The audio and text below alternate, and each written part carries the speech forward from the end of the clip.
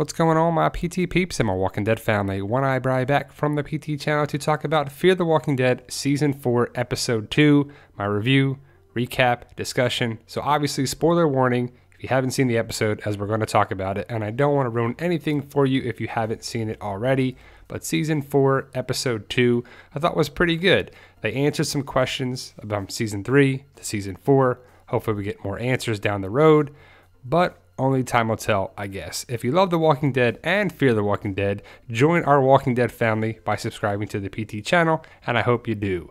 Now let's talk about Madison and Charlie. And Charlie was the big focus of this episode for a couple of different reasons, which to me was kind of annoying that you would put that much emphasis on a kid for parents that you don't even know. You don't know if her parents are alive or what's going on. It turned out to be a nice setup about her parents not even in the picture, some guy named Mel, which is going to come here to take your stuff, and we'll definitely talk about him in a second. But overall, Charlie is a kid, so you can't blame her too much, even though she's probably going to get some hate because she's going to backstab Madison and the group. She's probably just not liking it too much because she didn't want to talk about him, and we'll see how it turns out. But ultimately, I'm guessing the stadium gets taken over by Mel and his group, the Vultures. We'll see what happens with Charlie and all that. But Madison leading a group at the stadium, I still have a bunch of questions. And it's only the second episode, so hopefully they get answered throughout the rest of the season, and I hope they do. But I picked up that they've been in the stadium for 1 year. Not sure who was in charge before, if it was abandoned or Madison took it over and helped out and there was different leadership or whatever. But either way, Madison is the leader of the stadium and we have to buy into that. Do you? Do you not? I'm still on the fence about that. But either way, Madison is the leader running the show. Nick's definitely involved. And to me, I like the stadium idea. I like that they're using that. They're probably going to lose it. And we'll see it from time to time because in Fear the Walking Dead, they stay in a limited location for a little bit and then they leave for one reason or another. Look at the boat, the plantation, the ranch, now the stadium. We'll see if it sticks around, but I do like the idea of the stadium. We saw the Weevils come back around, like in The Walking Dead. We saw a car that resembled something like Morales in Season 1. Are these callbacks? Are these connections? Are these Easter eggs? I'm not sure, but I like some more connections between the two series. We need that more and more and more. I like the idea of them living in the stadium and potentially not having to lead down the road. Naomi's character was a definitely different introduction, and I like Jenna Elfman, so we'll see what the Naomi character is for the show. I'm sure she's going to stick around, as we saw in the trailer for different clips, that she's with Alicia, checking out a water park that's closed, of course. But Jenna Elfman, Naomi's character, what'd you think of her? Luciana and Strand, they're working together. Hopefully we get the question answered of how Luciana got there, why she left, and her backstory a little bit. The flashbacks and the flash forward, the now and the back then and now and then, I think it's going to happen throughout the season. I'm not sure if I'm going to like that, but I want to know how they got there, how they set this up. Where's Daniel? Stuff needs to be answered, especially when I watched the Season 3 finale right before the Season 4 premiere into the second episode of Season 4 tonight. I still have a bunch of questions, and if you watched all the other episodes, hopefully it connects of the prior seasons. I know I have questions. How about you guys? I can't answer them because I don't know what they're going to do just yet, but Strand, Luciana, Alicia, Madison, they're all there. Nick, and still no word on Daniel. I want to know if he's going to make it out or not. Walker, Crazy Dog, not sure what's going to happen with them either. Hope they come around. That'll be pretty sweet. And when Naomi fell into the dirty water, the sludge, the crap, whatever you want to call it, and Madison jumps in, I'm like, come on. I am not jumping in that water for that. I would be like, that's a little crazy of this lady who you just met. One person who put a gun at you.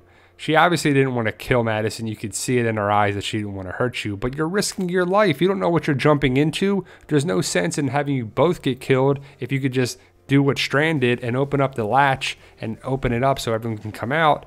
But Madison is trying to be more of a hero. You can kind of see the emotions a little bit more there. People thought these may be the Whisperers back when. I don't think the Whisperers are coming to this series. I see them just coming on The Walking Dead. So a lot of theories and a lot of connections are saying that the Whisperers are going to come on Fear the Walking Dead first, right into The Walking Dead. And they could, but it would be a lot of jumping around as the timeline of Fear the Walking Dead is with The Walking Dead now.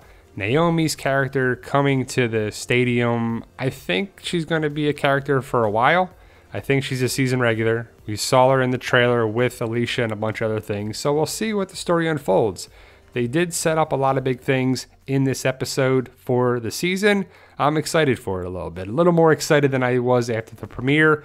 But Strand, Nick, Alicia, Madison, they're back. Nick's definitely messed up since the dam explosion at the end of season 3. Before, he was all about going out, taking walkers, living among the walkers. Now he wants to stay indoors, stay inside where it's safe.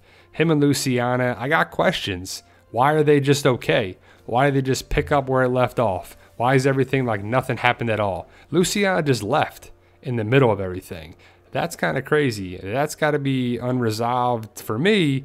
I'm not sure if it's going to be unresolved for them, but I want to know how this all came to be and how it's all connected. So it's going to be a lot of jumping back and forth, or maybe they don't answer it. So right here, Luciana and Nick are fine.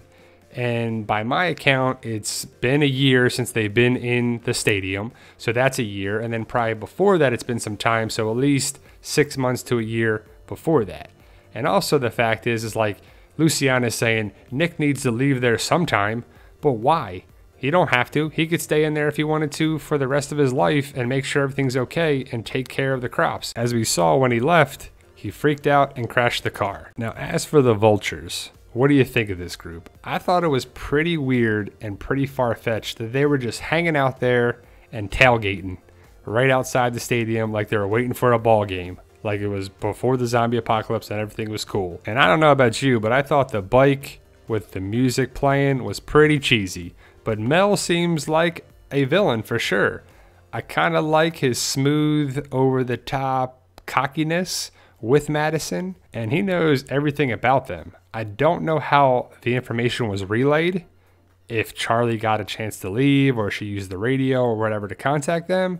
But ultimately, she knew the information, she inquired about it, how much food they had left and how much was in the pantry. So Madison and them are in trouble with this group of Mel and the Vultures. And I'm definitely intrigued about the future of this season and the series, how long it's going to last. And I like the numbers and the setup and what it was and had you guessing and what their connection was. And I like that they were kind of doing the settlements and what they were saying and they were on the move. And you see the differences. And you see Mel is going to be an adversary for the group. Is he going to be like the Saviors and Negan? I don't like the idea of Luciana and Strand going through Althea, John, and Morgan's things. And it's kind of just frustrating because we're at the point now where we know all these characters and we know that they should be trusting each other and it's going to take time and they have to build trust because clearly Luciana, Strand, Alicia, and Nick had to deal with a lot from Mel and the Vultures. They probably lost everything. Not sure if they lost the stadium or what, but eventually we'll get to that.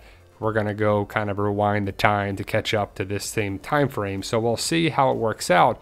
But it's kind of annoying because we know that Morgan, John, and Althea are good people. And so are Nick, Strand, Alicia, and that whole group. So coming together at some point is what they're going to have to do. And we're just at the point now where we don't know if we can trust each other and where we're at. But I just want to see everybody working together. Hopefully it doesn't take too long, because sometimes it can. It could be like the mid-season premiere and mid-season finale kind of thing for the second half where everybody's working together and everybody piled in the SWAT truck and they rolled out to right where they were before in the trailer park. So hopefully we'll see some more connections and maybe some callbacks and Easter eggs and get more information about the Vultures and Mel, if he's even the leader or not. Maybe he's not even the true leader. Maybe he's just the second in command, like a Simon to Negan. Pretty interesting stuff. I'm interested, that's for sure. I've watched all of Fear the Walking Dead, even when it was pretty bad in the first couple seasons, but I like it where it's going. The potential is definitely there. I think episode 3 will be pretty cool. I think it's where we're going to see Morgan and Nick have some confrontation, and the funny part where Nick is reaching for a knife And Morgan's like, I'm not scared. I'm not worried about you. And he trips him, and it's pretty funny. I don't like the idea that Morgan is back to save mode.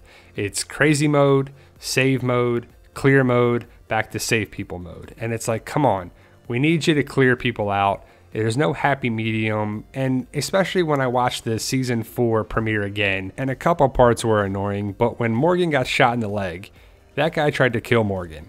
And then Morgan helps him up. He gets knocked into the building off of the roof. And you're like, come on, man. I can't understand when people try to kill you and you keep them around. It just doesn't make sense to me. So there you go, guys. That's my review of Season 4, Episode 2. Let me know your thoughts if you're on Twitch, Twitter, Facebook, Instagram, all that good stuff. We are at the PT channel. Also, our other channel on YouTube is The Walking Dead News. We're going to have more and more videos on there. We have a prize quiz coming up very, very soon when we hit 2,000 subscribers on The Walking Dead News. We have a goal of 100,000 on both channels.